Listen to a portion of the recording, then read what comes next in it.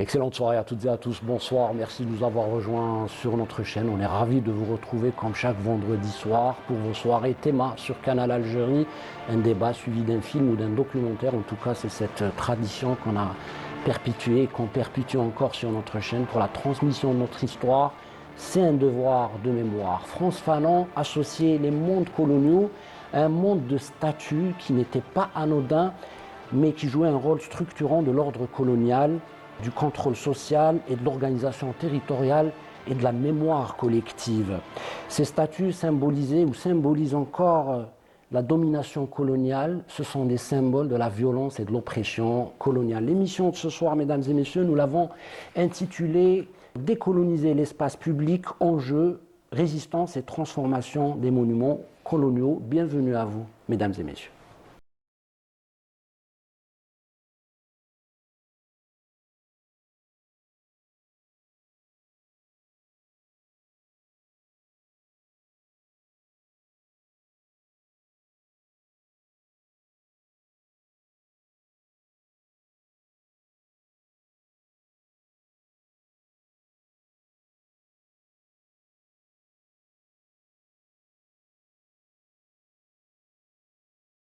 Mesdames et messieurs, j'ai le plaisir d'accueillir sur notre plateau le journaliste, l'écrivain et le critique cinéma Karim Tazarout. Bonsoir, merci d'avoir accepté notre invitation. Bonsoir et merci de m'avoir invité et toujours disponible pour parler d'histoire et de cinéma. Merci beaucoup. À partir de la ville de Nancy, bien sûr, on a monsieur Malek Kellou. Il est réalisateur, il est porteur aussi de cette histoire, celle de la statue du sergent Blandan, le fantôme colonial de mon père. C'est en tout cas cette histoire qu'on va vous raconter ce soir. Il va être accompagné par sa fille Dorothée Mariam Kellou. Bonsoir monsieur Malek et bienvenue à vous dans notre émission et merci d'avoir accepté l'invitation de Canal Algérie. C'est un plaisir pour moi d'être avec vous ce soir. Comme je le disais, bien sûr, Dorothée Mariam Kellou, journaliste et réalisatrice, elle est à partir de Paris. Elle va nous accompagner aussi ce soir dans cette émission. Bonsoir, madame. Bonsoir, merci de nous recevoir. Bien sûr, avant de parler de votre histoire, madame, monsieur, on va vous proposer un témoignage ou une déclaration de l'historien Pascal Blanchard, qui parle bien sûr de cette dialectique qui a été mise au cœur de la conquête et de l'invasion française en Algérie. On parle de cette mission civilisatrice, il parle justement de la colonisation et propagande le pouvoir de l'image. En tout cas, sa relation directe, une relation directe avec la thématique de ce soir. On va écouter Pascal Blanchard et on revient juste après pour débriefer avec vous. La France a été une grande puissance coloniale. Et à travers ça, elle a par définition développé pendant près d'un siècle une propagande coloniale pour justifier sa présence aux quatre coins du monde. C'est toute l'idée du livre, Colonisation et propagande, de raconter de l'intérieur comment cette propagande a fonctionné. On pense toujours que ces images, cet imaginaire sont sortis de nulle part pour raconter l'Empire. Pas du tout. La France a parfaitement pensé, la société française, la République, les républiques ont parfaitement pensé la manière de raconter l'Empire. Et il reste des traces. Les traces, ce sont ces images. Donc on est parti à travers ce livre, avec les 5 auteurs qui se sont rassemblés sur ce livre, sur les traces, en fin de compte, de cette propagande. D'où venait-elle? Quelle est-elle? Qui l'a créée? Pourquoi? Quels étaient les discours dominants? Quels étaient les slogans? Pourquoi en même temps il faut produire autant d'images pour convaincre les Français que la colonisation est juste, est nécessaire, est importante, va amener des richesses à la France. Et dès le début, on est sidéré de constater que, bien sûr, il y avait eu des images au XIXe siècle qui avaient justifié la présence coloniale. Mais le côté mécanique de cette propagande, et si vous vous promenez dans nos rues, vous voyez tous ces monuments qui dominent et ces statues qui sont encore là. On a juste oublié que toutes ces affiches, ces documents, ces brochures, ces cartes postales ont été en fin de compte le quotidien, le bain colonial d'une certaine manière de nos grands-parents, de nos arrière-grands-parents, et qu'ils ont vécu avec cette idée en fin de compte que la France était grande avec cet empire. C'est toute l'idée de ce livre, de partir sur les traces de ces images et de raconter leur histoire. Bien sûr, peut-être la première question, j'ai envie de l'adresser à Dorothée Mariam Kellou. Vous qui avez travaillé sur ce projet justement de sensibiliser autour de cette question des monuments et des statues qui représentent encore une fois la colonisation, qui sont symboles visibles, c'est un symbole ou c'est un marqueur visible de la domination coloniale. Vous qui avez porté aussi cette histoire au-delà de la France, puisque vous avez voyagé aux États-Unis, dans des pays arabes, pour expliquer les méfaits de ces monuments et de cette propagande encore, comme disait Pascal Blanchard, qui continue à exister. Qu'est-ce que vous pouvez justement nous dire par rapport à ce projet et à cette initiative, Madame Dorothée?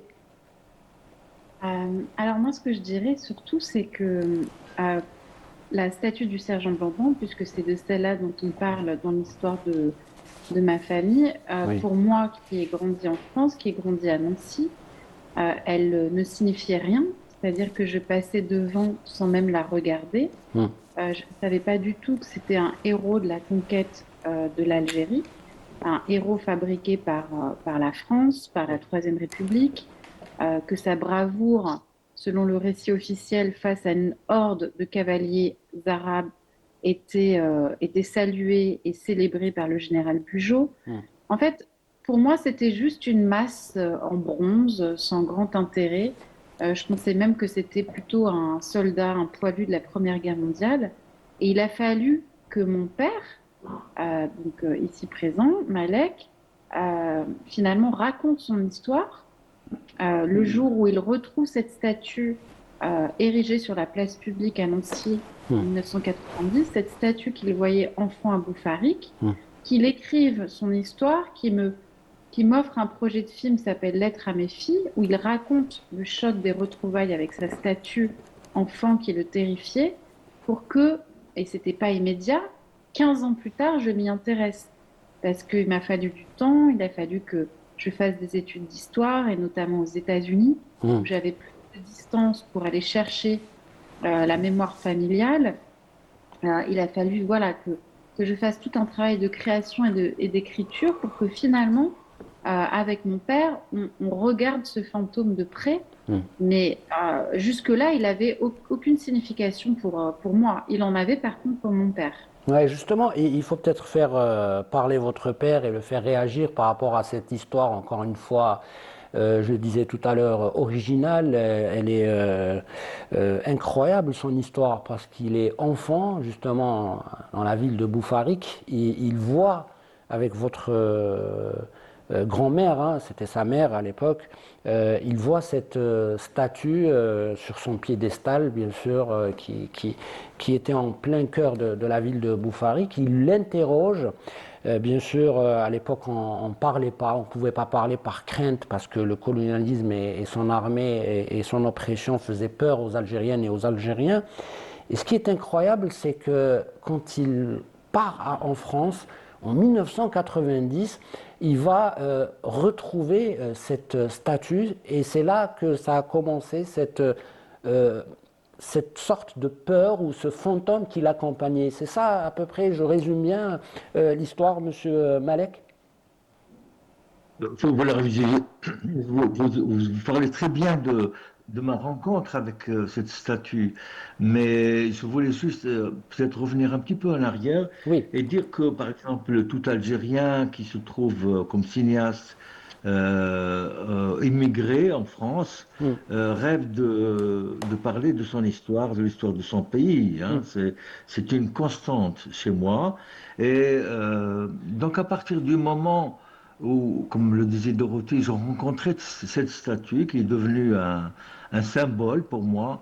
Je me dis, c'est quand même un bel angle Mm. pour pouvoir aborder ma rencontre avec cette statue et aller plus loin, c'est-à-dire aller comment j'ai rencontré cette statue, et à quel moment, etc.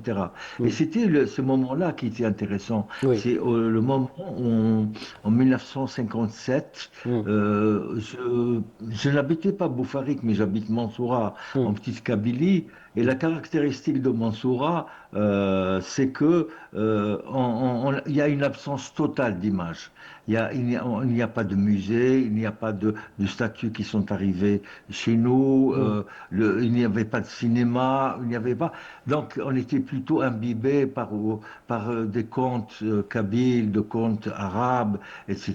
Bon, Oui. donc on est dans une autre culture imaginaire Mm. forte et intéressante, mais tout ce qui est un peu représentation, je ne le savais pas. Donc, Oui. comment j'ai rencontré justement cette statue? C'est que j'avais ma sœur qui était partie habiter à Alger. Mm. On est allé, bon, moi et ma mère et un de mes cousins qui conduisait sa nouvelle voiture. Bon, on s'est arrêté à Boufarik. Mm. Boufarik, pourquoi Boufarik? Parce que c'est la ville des oranges, la ville riche de la Métidja. Donc on s'arrête souvent là avant d'aller sur Alger. Donc je m'arrête là avec ma mère et mon cousin.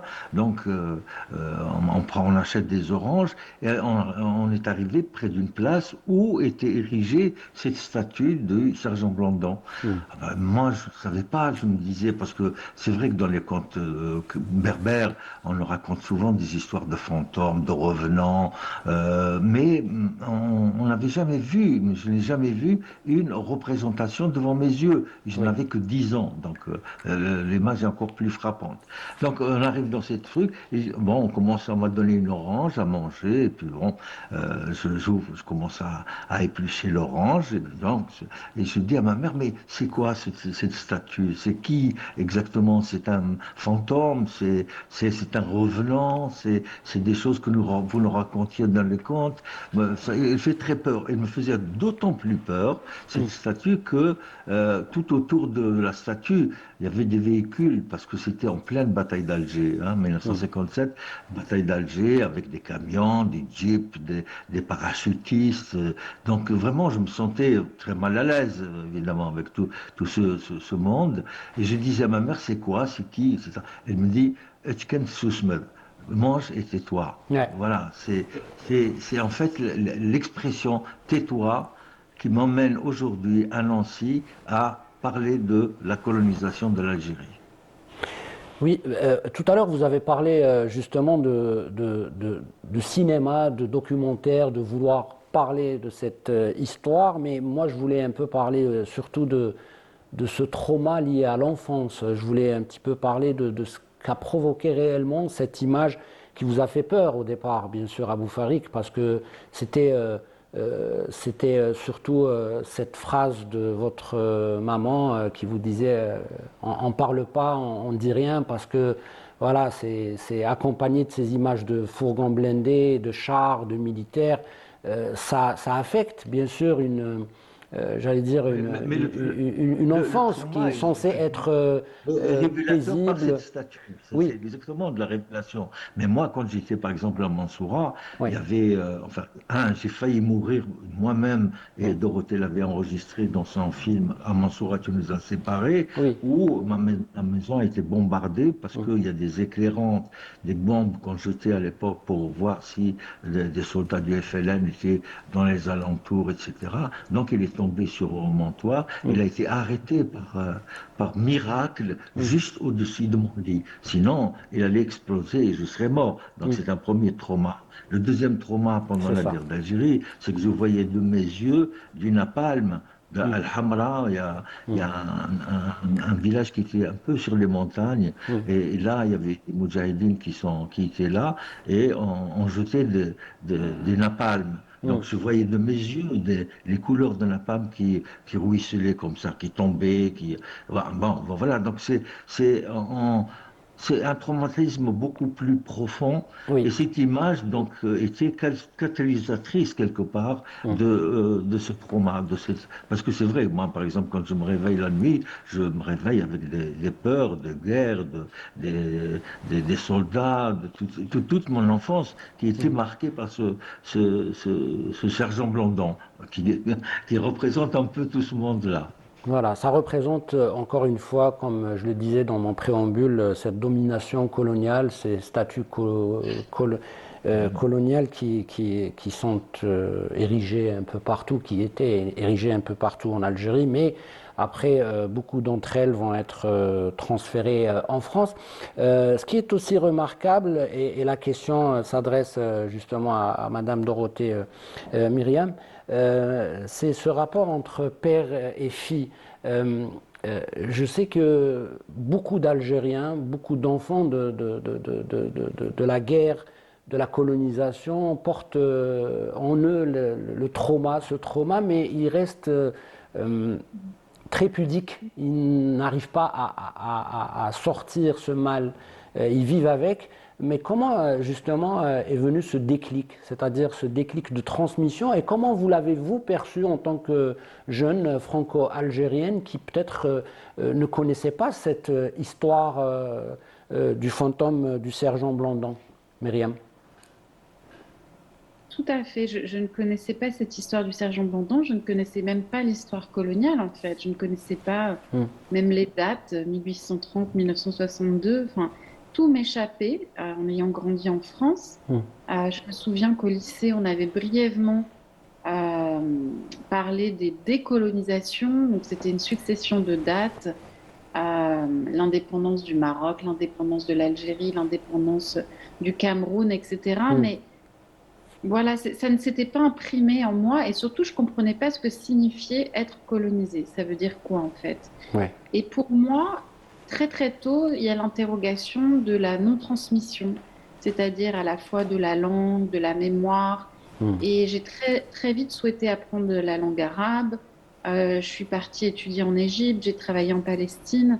Et c'est quand j'étais en Palestine que je documentais la situation d'occupation militaire, notamment à Gaza, en Cisjordanie, que mon père m'a offert ce projet de film qui s'appelle Lettre à mes filles, qu'il a écrit après avoir retrouvé ce fantôme. Donc le fantôme du sergent Blandan est déclencheur de l'écriture, et c'est quelque part le retour du refoulé colonial. Mais moi, il m'a fallu beaucoup de temps pour comprendre, parce que en ayant été en Palestine et en ayant été témoin de l'occupation militaire, je saisissais mieux ce que ça signifiait qu'être traumatisé par la colonisation. Oui. Mais il a fallu que j'étudie aux États-Unis, que je fasse un master d'études arabes à l'université de Georgetown, qui est un centre extraordinaire parce qu'il a été fondé par les disciples d'un chercheur très connu aujourd'hui, Edward Said, palestinien-américain, et qui déconstruisent vraiment l'histoire de la région.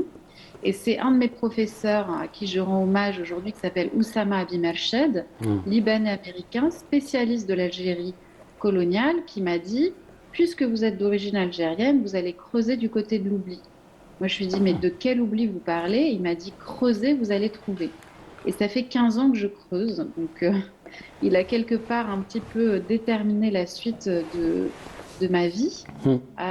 Et grâce à mon père, effectivement, qui avait commencé à écrire, j'ai pu faire ce travail de mémoire que je n'aurais pas pu faire si lui était resté silencieux. Donc c'est vraiment en allant dans son village, Mansoura, en retrouvant sa tribu, en retrouvant la mémoire de ses déplacements forcés et du bouleversement que ça a causé dans son village, en retrouvant un peu toute cette généalogie familiale, que j'ai compris enfin ce que ce fantôme cristallisait. Parce que c'est difficile à comprendre, déjà en n'ayant pas vécu cette histoire, et en plus, encore davantage en étant en France. Mais je crois que la transmission est aussi compliquée en Algérie, parce que dès qu'il y a du trauma, l'histoire est difficile à raconter. Et il faut des espaces en commun pour pouvoir partager. Ce que vous faites par exemple avec votre émission, vous créez un espace pour réfléchir aux statuts et ce que peuvent cristalliser ces statuts, et ce que chaque histoire maintenant peut se raconter derrière ces statuts. Alors, justement, il y a une story qui est sur les réseaux sociaux, qui raconte et qui résume bien votre démarche. On a envie de la partager avec les téléspectateurs de Canal Algérie. On va la voir tout de suite avec notre régie 7, avec notre réalisateur Nabil Tribesh. Cette story qui raconte cette histoire de ce projet commun entre père et fille, mais aussi racontée par vous sur votre papa, comment il vous a raconté cette histoire, encore une fois tragique, terrible, mais qui est aussi porteuse, il ne faut pas l'oublier, d'espoir, parce que comme vous le dites si bien, cette histoire a été tellement occultée, notamment en France, parce qu'on parle d'un système éducatif français qui ne raconte pas du tout l'histoire de la colonisation française en Algérie. Donc c'est pour toute une génération comme la vôtre qui ignore exactement ce qui s'est passé en Algérie, ces massacres, ces enfumades, les emmurements, bien sûr les famines provoquées par le colonisateur, et puis aussi de camps d'internement. On va en parler parce que vous avez fait un joli documentaire qui s'intitule Amansora, tu nous as séparés, qui parle justement des conséquences directes sur justement les personnes qui ont été déplacées de leur village, cette rupture des liens familiaux qui a été provoquée volontairement par le colonisateur, encore une fois, pour déraciner le peuple algérien. On va voir cette story avec nos téléspectateurs et on revient juste après.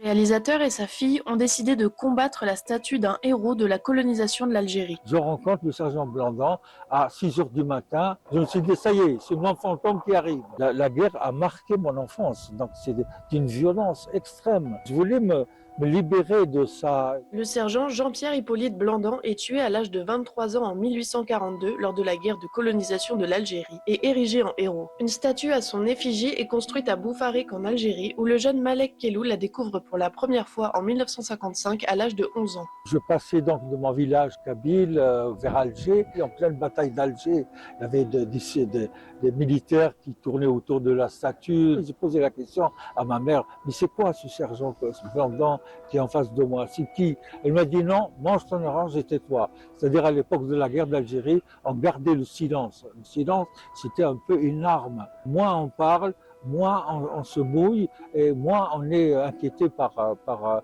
la guerre et par l'armée, etc. En 1990, Malek réalise une émission de télé à Nancy. Il se rend compte avec stupeur que la statue du sergent y a été déplacée depuis l'Algérie. Je rencontre le sergent Blandan à 6 heures du matin et le fantôme était là. Il fallait que je le sorte de mon ventre, de ma tête, de mon esprit. Je voulais aussi raconter mon histoire, vraiment tout ce qu'il y avait de plus négatif de la colonisation. C'est grâce à l'histoire de Malek que pour la première fois en France, un contre-monument vient d'être inauguré en face d'une statue coloniale. Appelée table de désorientation, elle vise à renverser le narratif autour de la colonisation de l'Algérie. Il y a l'idée aussi de casser cette idée de monument et de plutôt imaginer un anti-monument, un espace qui permette de raconter l'histoire et raconter surtout la contre-histoire.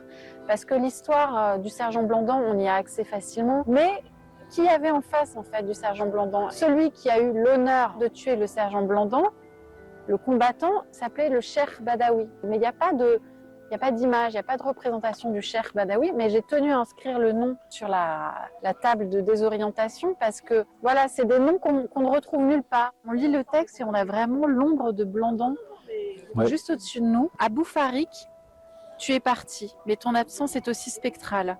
Au carrefour de la ville où tu trônais auparavant, tu as été remplacé par une grosse orange. L'idée, c'était d'écrire une espèce d'adresse poétique au fantôme qui a été traduite par la poétesse algérienne Lamis Saïdi en arabe et d'inscrire aussi du tamazirt symboliquement. Il y a vraiment l'idée de qu'est-ce qu'on reflète dans ce miroir. Il y a des parts sombres, il y a des parts plus lumineuses qu'il faut aller chercher parce que l'idée, c'est pas de traumatiser toutes les générations à venir, mais essayer de transformer pour qu'on puisse s'en libérer, si c'est possible, réparer.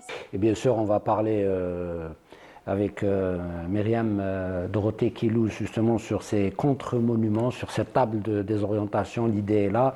Mais avant cela, j'ai envie de faire intervenir et de faire réagir M. Karim Tazarout par rapport à cette histoire, parce qu'elle vous a aussi captivé quand on a parlé, quand je vous ai raconté l'histoire des Kellou et sur justement le fantôme du sergent Blandan qui hantait le papa et que ça s'est transmis à la fille qui porte le projet avec son père pour encore une fois sensibiliser notamment en France la jeune génération qui ne connaît pas la réalité de ce qu'a été la colonisation française en Algérie. Quel est le rôle selon vous, M. Karim Tazarout, le rôle de la mémoire coloniale dans la manière dont ces statuts sont perçus aujourd'hui? C'est-à-dire comment ces statuts aujourd'hui continuent à impacter la mémoire coloniale ou à impacter la mémoire collective en ce qui concerne la colonisation? D'abord, ces statuts symbolisent la colonisation.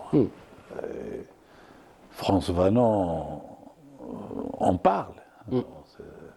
Il dit notamment, je cite de mémoire, que ces statuts signifient quelque chose, c'est-à-dire que nous sommes là avec des baïonnettes. Donc c'est déjà tout un programme, c'est par la force qu'il y a donc colonisation, et il y a domination. Et il y a aussi, dans cette domination, il y a une stratégie. Il n'y a pas uniquement une stratégie de force, Militaire. etc., mais toute une stratégie. D'abord parce qu'il y a une préparation à la colonisation. Donc c'est d'abord l'envoi d'espions dans le pays à coloniser, puis il y a la force, la préparation donc de la force. Après, il faut donc La création peut-être d'un récit imaginaire colonial. C'est de il faut ça qu'on d'abord parle. maquiller cette colonisation en mission civilisatrice. Après, il faut l'appuyer avec des moyens de propagande. Alors, les propagandes, c'est vraiment un large éventail. Ça peut partir des images qu'on a vues Oui, mais pendant par la rapport à colonisation. l'époque de la colonisation de 1830, ça commence par la peinture. Après, il y a eu la photographie. Il fallait passer après par l'image et le son, donc documentaire. Et même la littérature a contribué à donner l'image que la France voulait donner d'elle-même et non pas l'image de la réalité du terrain. Oui. C'est vraiment tout un travail de propagande et ce travail de propagande, malheureusement, a porté ses fruits. Oui. Il a fallu vraiment attendre qu'il y ait des premières images montées, filmées par des Algériens pour faire contrecarrer un peu cette force propagande, de la propagande. Et nous le voyons jusqu'à présent. Oui. Par exemple, par rapport à ce qui se passe en Palestine, nous voyons, nous sommes spectateurs de ce que les génocidaires, les pays occidentaux veulent nous donner comme image. Depuis le cessez-le-feu, il y a encore chaque jour des morts, mais personne n'en parle. C'est ça la force aujourd'hui de persuasion de la domination coloniale. Maintenant, pour revenir à cette histoire de Malek Kelou et de sa fille, elle est, surtout son histoire à lui d'abord, elle est inédite, et elle est à la fois cinématographique. Elle est vraiment cinématographique, parce que ça part d'un statut, c'est le fil conducteur de toute son histoire. Ça parle de cette statue de Blandan, un sergent qui a été assassiné lors d'une embuscade, mais pour lui, on érige tout un monument, et ce monument va être déboulonné, c'est-à-dire on le préserve, et on l'installe dans une place publique, donc à Nancy. Mais ce qui est intéressant peut-être pour l'histoire, parce qu'il faut rebondir sur ce qu'a dit Madame Dorothée Myriam Kelou, c'est justement ces statues qui ont un rôle en fait de vérité inversée. Je ne sais pas si je dis les mots correctement. En tout cas, ce sergent Blondin, qui est en réalité la force qui a bien sûr qui a colonisé l'Algérie, devient un martyr par rapport à ces Français, parce que en réalité les Algériens faisaient que protéger leurs terres et résister à cet envahisseur. Mais c'est ça la vérité. D'où l'idée justement, et c'est là où j'ai envie peut-être de faire réagir. Je vais vous faire réagir et réagir peut-être Myriam par rapport justement à ces contre-monuments qui racontent la réalité de ce qui s'est passé à Lise. Je voulais juste dire d'abord, s'il n'y avait pas ce statut, personne n'aurait pas entendu parler de ce Blondin. D'abord parce qu'il n'a pas un parcours. Donc, et en même temps dire que quand vous n'avez pas les moyens, quand vous n'avez pas cette force, il y a combien de héros inconnus, méconnus encore de la guerre de libération nationale, ou de héros de résistants depuis l'invasion, c'est-à-dire depuis la colonisation en 1830. Il y en a des milliers, certainement. Des histoires, elle est inédite, l'histoire de Malek Kelou et de sa fille, une histoire inédite. Il y en a énormément, il y a plusieurs histoires qui doivent exister. Mais bon, personne n'a la chance d'être réalisateur. Nous avons aussi 2 réalisateurs, une écrivaine aussi, elle est autrice parce qu'elle est auteure du livre Nancy et la Kabylie. Donc ce moyen de pouvoir à leur tour retransmettre et parler d'une histoire à la fois simple, mais importante dès l'instant où on l'interroge, on l'interprète. Et justement, j'ai envie de m'adresser à Dorothée par rapport à ce contre-monument. Et justement, quel est le rôle d'un contre-monument comme outil de la mémoire? Comment peut servir un contre-monument? C'est quoi l'idée? Il faut peut-être la développer. Et qui a surtout eu l'idée? Alors, en fait, d'ailleurs, je voudrais dire quelque chose parce que moi, je pense que par rapport à ma génération, trentaine, quarantaine, la situation en France, contrairement à ce qu'on pourrait croire, moi, je trouve, évolue. Et il est plus facile de parler de ces sujets aujourd'hui que quand moi, j'étais au lycée dans les années 90. D'ailleurs, la colonisation est enseignée maintenant au collège en 3e. Et puis, elle reste optionnelle au bac. C'est soit les mémoires de la Seconde Guerre mondiale, soit les mémoires de la guerre d'indépendance, la guerre d'Algérie, comme on dit en France. Mais disons que cette histoire, elle est beaucoup plus présente. Et je pense qu'il y a toute une génération aussi qui s'est saisie des réseaux sociaux. Je pense par exemple au compte Instagram Récits d'Algérie. Il y a vraiment un désir de transmettre qui est très très fort et d'aller chercher cette histoire. Donc je me sens assez bien entourée aujourd'hui, contrairement à quand j'ai commencé il y a 15 ans, où je ressentais beaucoup plus de solitude. Je pense qu'il y a vraiment un mouvement, et vous le dites très bien, monsieur Karim, c'est aussi des outils qu'on a. Nous sommes allés à l'université, nous avons appris des métiers, et on est quelque part armés pour raconter ces histoires, pour aller les chercher. Et moi, je voudrais dire que parmi les alliés rencontrés dans cette histoire, il y a le musée des Beaux-Arts de Nancy, Susanna Gallego Cuesta, qui est directrice du musée, et Kenza Marie Safraoui, la conservatrice du patrimoine au musée Lorrain. Et donc, ensemble, on a imaginé, à partir d'un paragraphe de mon livre Nancy Kabylie, qui parle de cette statue du sergent Blandan, le fantôme de mon père, et de ce miroir, en fait,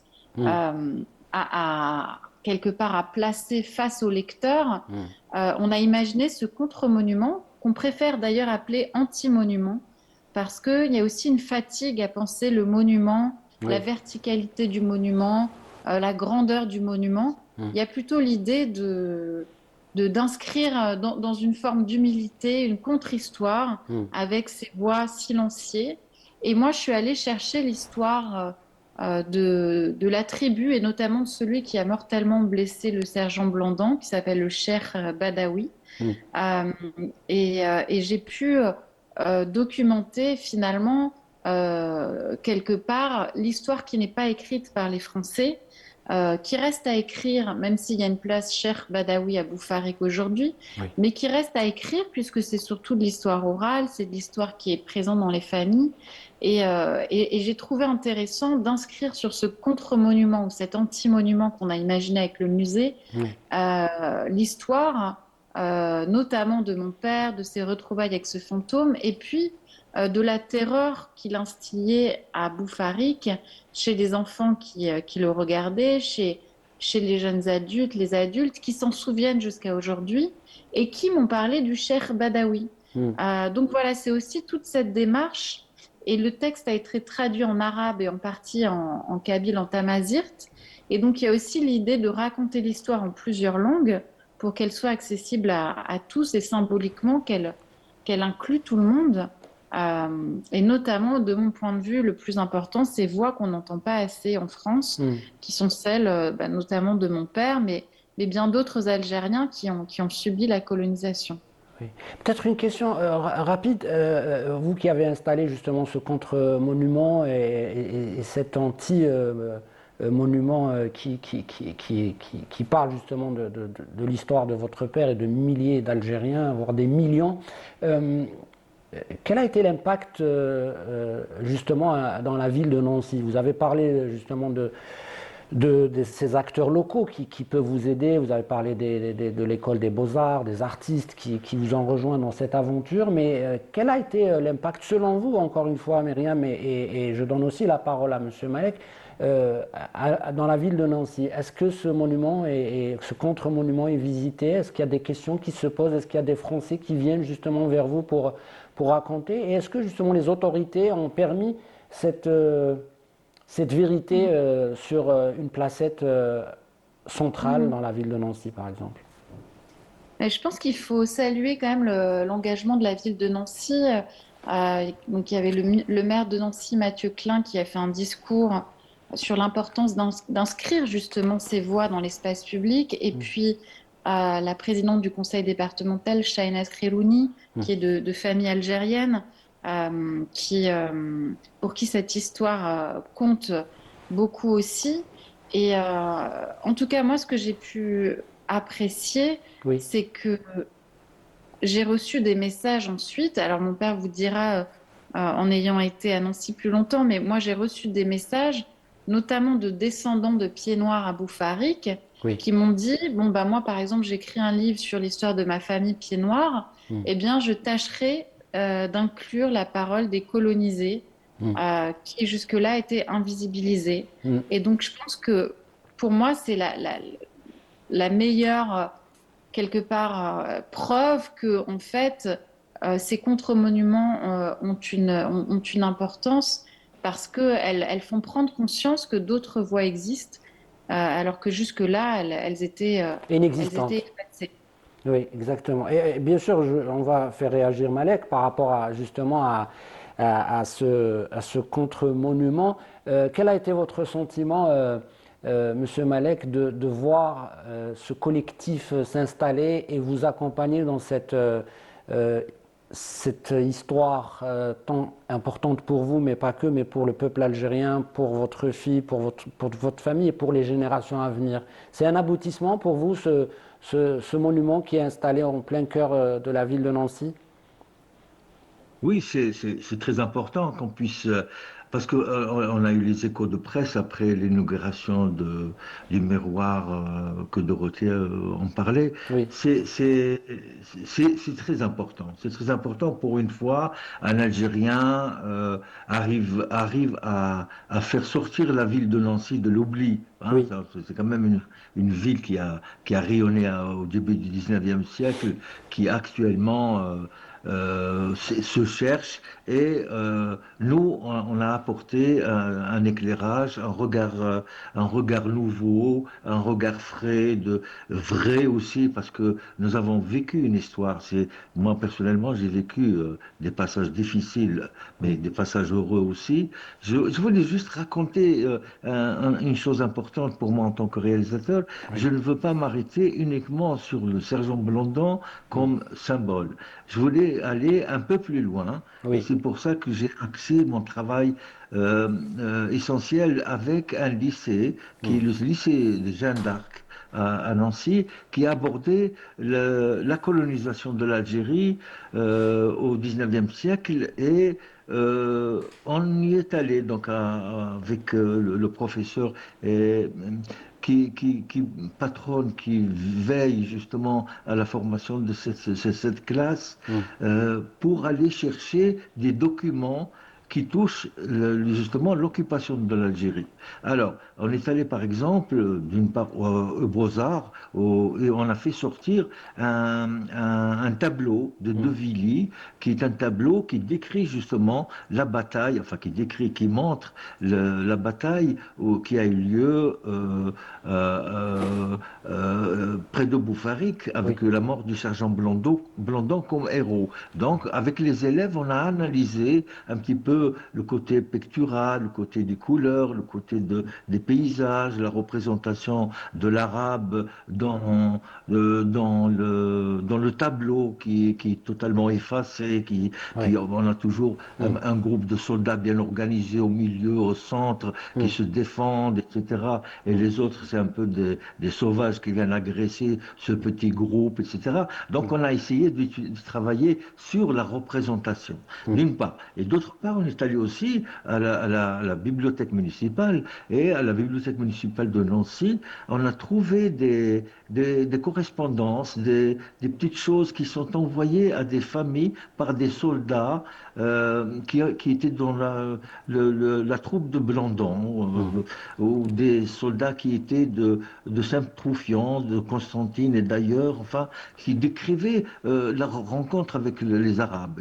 Et on voyait dans ce que les élèves ont découvert d'ailleurs avec moi, que c'est du racisme, que les Arabes c'est des sauvages, les Arabes sont montrés comme je sais pas quoi, ils mangent pas comme nous, ils s'habillent pas comme nous, etc. Donc c'est cette confrontation des élèves avec leur vécu du XXe siècle, XXIe siècle, pardon, et avec une histoire du XIXe siècle et coloniale, etc., etc. Oui. Donc ça permet, simplement, permet justement de faire un récit global, intéressant, qui touche la littérature, qui touche le courrier, qui touche la peinture, qui touche un peu toutes les représentations idéologiques du colonisateur.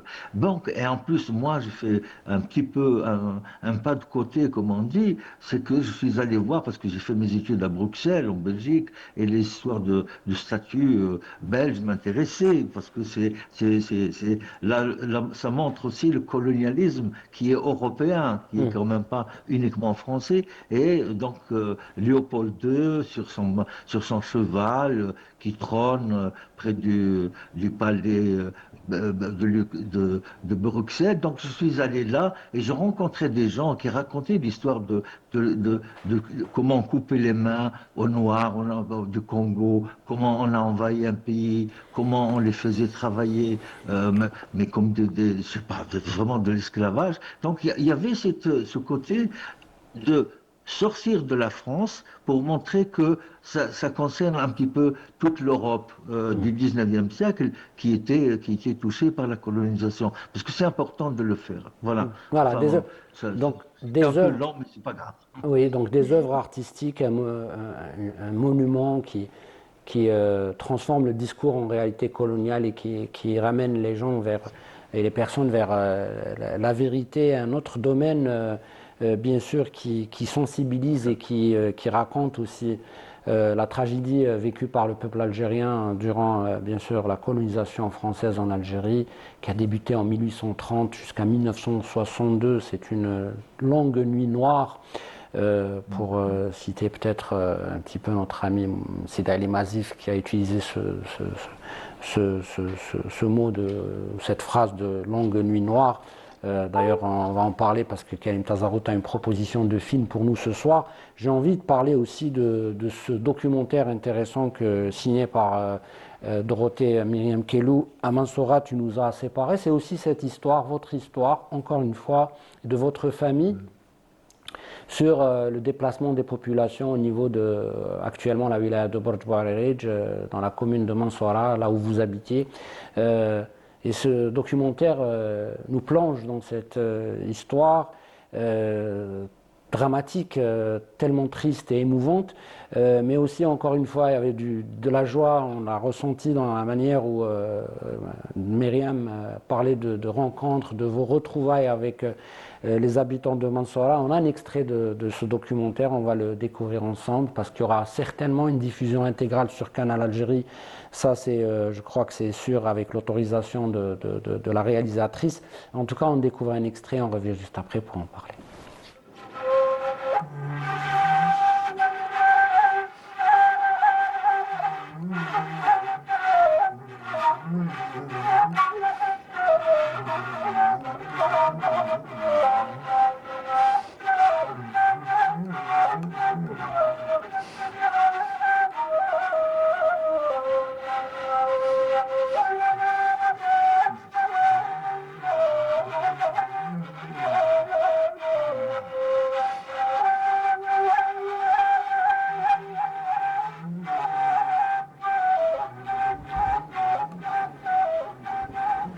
يوم الرحلة نشفى شوية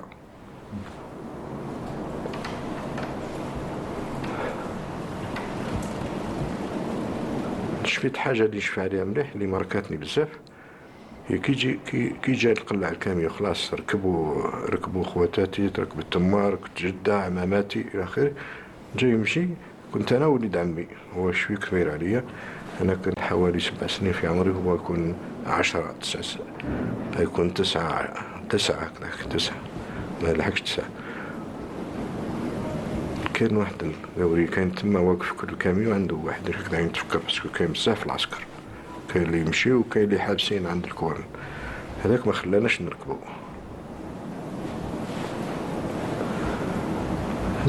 مانيش فاهم علاش لليوم، ما نقدرش نفهم، ما نقدرش نشرحها. اسمه ولاتنا خوف، الكاميو مشى نشفى عليه كي مشى، راحت ما راحوا خواتاتي، راحت جدة، راح عدماتي.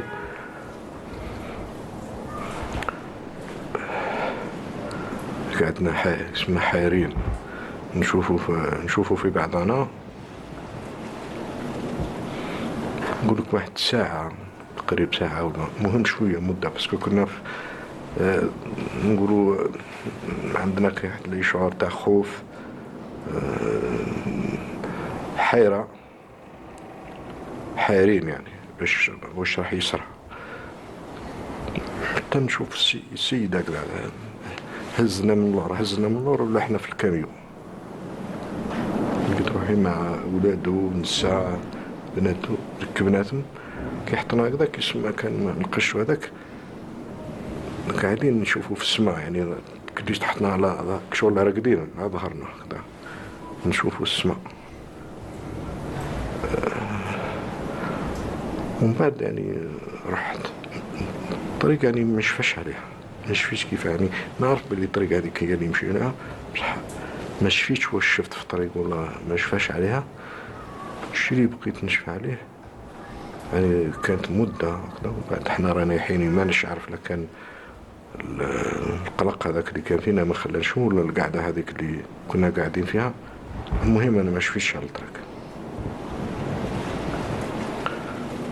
Et bien sûr, c'est très émouvant d'écouter cette histoire, ce récit qui nous renvoie à cette période où les Algériens ont été resserrés et voilà, déplacés en masse dans des camps de regroupement. On les appelait comme ça pour un petit peu, j'allais dire, peut-être enjoliver entre le mot de centre de concentration, parce qu'il y a eu des centres en Algérie de concentration où on torturait, on tuait, on massacrait des Algériens. Et au-delà de cela, bien sûr, M. Malek parle de cette déchirure familiale quand il parle de la séparation de sa maman, de ses sœurs, Abdelkrim Tazarouk. Ce qui est intéressant dans toute cette histoire-là, il y a un travail thérapeutique incroyable. Malek retrouve un peu ses repères, son passé. Oui. Et Myriam a toujours été dans la quête de vérité de son passé. Et elle l'a fait, elle est passée à l'acte. Elle est passée à l'acte d'abord en apprenant l'arabe, puis en faisant des études en arabe, des études en cinéma. Le journalisme, c'est l'investigation. Elle s'est vraiment investie. Oui. Son investissement a apaisé un peu le père. C'est comme s'il avait, ça y est, accompli sa mission. Je transmets. Ce que j'ai aimé dans ce documentaire à Mansoura, tu nous as séparés, il y a un choix esthétique incroyable. Il y a de la violence. Dit avec apaisement, parce que il y a ce choix, d'abord, il y a un souci de cadrage, il y a un souci d'esthétique, de cadrage. On est en mouvement, on est dans l'action. Oui. Et on est dans un camion, on a 2 silhouettes. C'est-à-dire ça pouvait être pas 2 personnes bien connues, mais beaucoup d'autres personnes. C'est pour dire, ça symbolise le peuple, exactement. Mais cette histoire d'un enfant de 9 ans arraché, qu'on n'a pas voulu prendre avec... donc, il y a des familles déplacées, mais on a laissé l'enfant seul, parce qu'un militaire n'a pas voulu qu'il monte dans le camion qui emmenait son père, sa mère, ses frères et sœurs. c'est incroyable comme violence. Et cette violence, elle est décrite après. Elle est décrite et on voit un peu cette situation qui n'est pas anormale, qui n'est pas sans nous renvoyer à d'autres drames, ce qu'est la guerre. La guerre est un drame.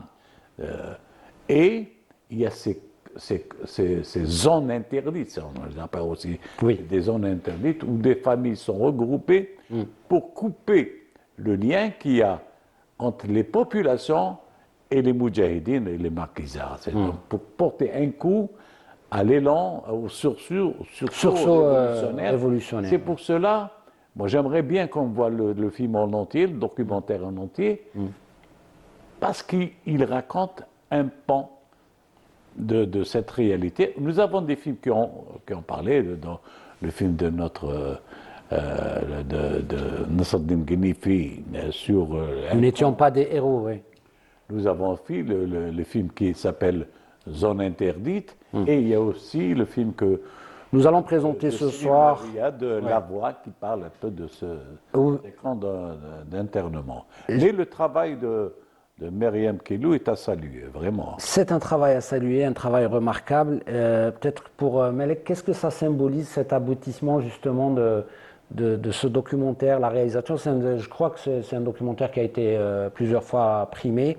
Qu'est-ce que ça symbolise pour vous, Monsieur Malek, ce documentaire, à Mansoura, qui nous a séparés? Oui, pour moi, c'est vrai, quand j'entends le commentaire, c'est que moi, c'est un moment d'apaisement. Un père qui est vraiment apaisé, qui a réussi à transmettre son histoire. J'ai mis beaucoup de temps pour pouvoir C'est très difficile, hein, c'est très difficile pour un père qui a deux filles, mariées à une Française. Donc, si on parle de la guerre d'Algérie, ça fait toujours des problèmes à l'intérieur du foyer. Donc, je pouvais pas dire tout ce qui s'est passé d'une part, et d'autre part, c'est quand même raconter l'histoire de la guerre à ses enfants, qu'on a vraiment vécu, parce que la Kabylie était quand même sous le feu très très longtemps, et c'était trop difficile pour moi de parler à la fois de la colonisation et de la guerre, parce que j'avais presque envie de protéger mes enfants. C'est pas, j'ai attendu, en fait, j'ai attendu qu'ils grandissent, qu'ils prennent conscience, et sans tambour ni trompette, les emmener plus ou moins à ce qu'ils comprennent qui je suis, quel est le pays, qui est l'Algérie, quelle histoire il y a derrière, quelle civilisation nous étions avant d'être colonisés. Et tout ça, je pense que Dorothée est symbolique aussi de son côté,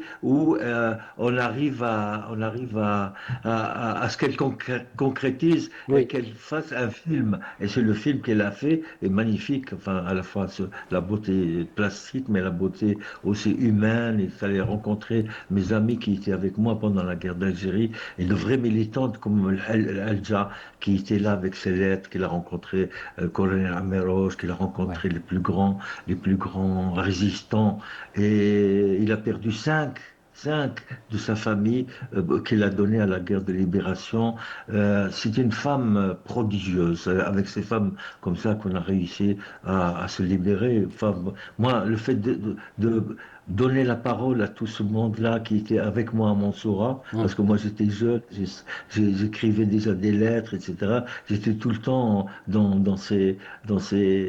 à ses côtés, quoi. Bon, avec les moudjahidines qui venaient. Donc c'est vraiment, pour moi, je revis mon histoire. Voilà, même si je suis avec distance, mais bon, c'est mon pays, c'est mon histoire, et c'est comme ça que c'est. Merci beaucoup, monsieur. Merci beaucoup, Monsieur Malek Kellou, pour ces propos, encore une fois, sincères, touchants, et votre message, je pense qu'il est perçu, et il arrive justement à nos téléspectateurs, mais pas que, parce que ici, bien sûr, sur le plateau, tout le monde est ému d'écouter votre histoire, mais peut-être rapidement, Madame Dorothée Myriam Kellou, qu'est-ce que ça vous fait d'entendre votre père parler de vous ainsi?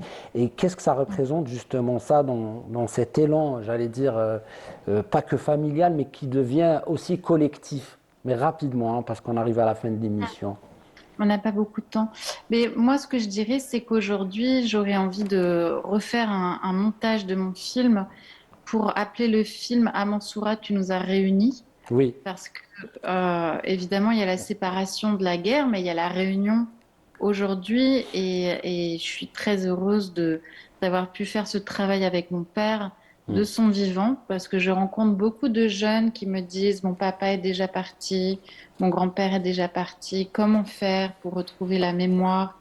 Et voilà, donc je me rends compte que c'est un privilège et c'est aussi une responsabilité parce que aller chercher cette histoire, c'est douloureux oui. et en même temps, ça fait partie de nous. Donc voilà. En tout cas, merci beaucoup d'avoir accepté notre invitation et on vous souhaite bon courage et j'espère qu'on aura l'occasion de diffuser l'intégralité du documentaire À Mansoura, tu nous as séparés, avec bien sûr votre présence à tous les deux. En tout cas, on reste en contact. Merci encore une fois pour votre disponibilité, votre patience et votre gentillesse.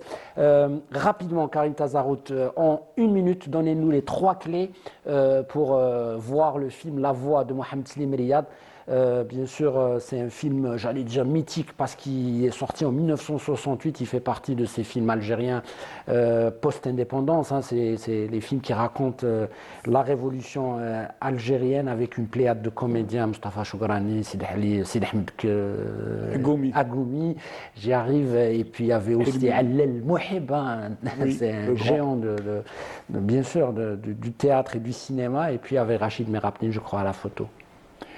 Ah ben c'est un des premiers films qui ont été donc réalisés juste après l'indépendance et puis donc c'est le premier film intimiste huis clos qui parle de la guerre sans montrer les batailles, et donc c'est presque dans ce contournement qui est à la fois une prison mais aussi une école pour les nationalistes et les patriotes. C'est beau, il y a de la densité, il y a de l'émotion, il y a de l'engagement. Oui. Et pour moi, c'est le meilleur film de Slim Riyad.